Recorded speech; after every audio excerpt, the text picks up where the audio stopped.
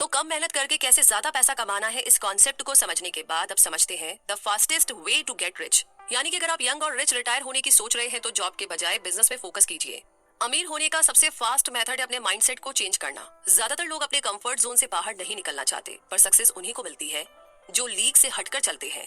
एक कमजोर माइंडसेट हमें कभी भी अमीर नहीं बना सकता। अमीर बनने के लिए अपनी मनी हैंडलिंग पावर को इंक्रीज करें। ये समरी आपको सिखाती है कि जॉब से ज्यादा बिजनेस को इंपॉर्टेंस दीजिए। गुड एजुकेशन का मतलब ये नहीं है कि हम अपनी पूरी लाइफ 9 to 5 वाली जॉब करते रहे। हम यहाँ एक एग्जाम्पल लेंगे कि एम्प्लॉयमेंट से ज्यादा अनएम्प्लॉयमेंट पर फोकस करके रिच बनने में कैसे मदद मिल सकती है। हर एम्प्लॉय का मेन फोकस रहता है कि जॉब बनी रहे, इसीलिए उसे ग्रो करने का ज्यादा चांस नहीं मिलता, क्योंकि उसे बस अपनी सैलरी से मतलब है, इसीलिए वो कोई रिस्क भी नहीं लेता। वहीं दूसरी तरफ जो बिजनेसमैन जॉब छोड़कर मार्केट से पैसे उधार लेकर रियल एस्टेट में इन्वेस्ट करता है, उसके ग्रोथ करने के और अमीर होने के चांसेस कहीं ज्यादा होते हैं। एक एम्प्लॉय सारी लाइफ हार्डवर्क करके सेविंग करता है, जबकि बिजनेसमैन अपने बिजनेस को एक्सपैंड करके खूब सारा पैसा कमाता है और यंग एज में अमीर बनकर रिटायर भी हो जाता है। जैसा कि लोग बोलते हैं कि कंफर्ट जोन एक अच्छी जगह है, पर यहाँ पर कुछ भी ग्रो नहीं होता। आपको अपनी रियलिटीज को चेंज करना ही होगा और अपने कंफर्ट जोन से बाहर आना ही होगा। तभी आप एक पर्सन के तौर पर ग्रो कर पाएंगे और अलग अलग स्किल्स को सीख पाएंगे।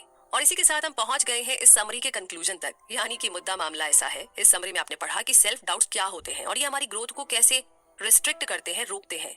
सेल्फ डाउट्स और लेजीनेस तो ऐसी चीजें होती है जो आपको आगे बढ़ने से रोकती है, लेकिन अगर आप में पैशन है और आप खुद पर यकीन करते हो तो कोई भी आपको अपने गोल्स को अचीव करने से नहीं रोक सकता।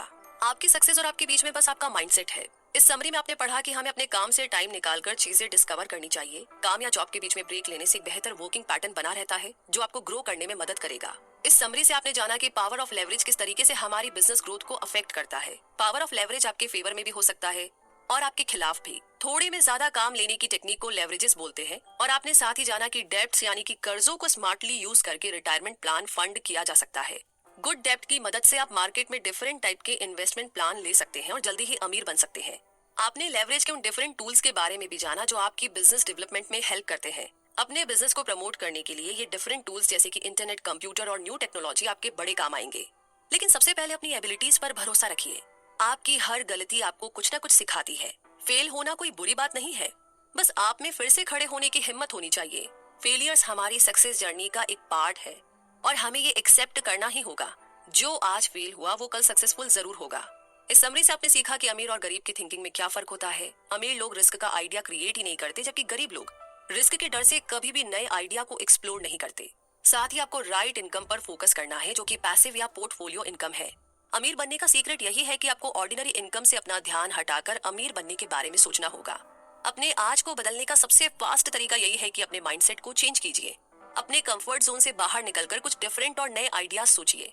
एक बार अपना माइंडसेट चेंज करके देखिए, सक्सेस आपके इंतजार में खड़ी मिलेगी। तो सक्सेस तो आपका इंतजार कर रही है, लेकिन उसके लिए एक कदम आप ही को आगे बढ़ाना होगा। तो फिर इसी कमिटमेंट के साथ, इसी प्रॉमिस के साथ ये समरी तो यहीं पर खत्म होती है, लेकिन पक्के से आपकी जर्नी में एक कदम और आगे बढ़ाने का टाइम आ गया है। इस समरी के साथ अपने माइंडसेट को चेंज कीजिए, जो कॉन्सेप्ट बताए गए हैं उन्हें फॉलो कीजिए। फिर भी कोई कंफ्यूजन है, बात है, तो प्लीज आप हमें कमेंट बॉक्स में लिख सकते हैं, आप हमें मेल कर सकते हैं और इसी के साथ अपना ढेर सारा प्यार आप हमें दे सकते हैं। गूगल प्ले में रिव्यूज देकर के कोई आइडिया है, कोई सजेशन है गीगल के लिए, तो वो भी आप हमें बता सकते हैं। और हाँ, आगे की समरी के बारे में आप जानना चाहते हैं वो हमें बता दीजिए कमेंट बॉक्स में लिख करके, ताकि हम उस और काम करना शुरू करें। तो रखिए अपना बहुत सारा ध्यान, हमेशा खुश रहिए, मुस्कुराते रहिए।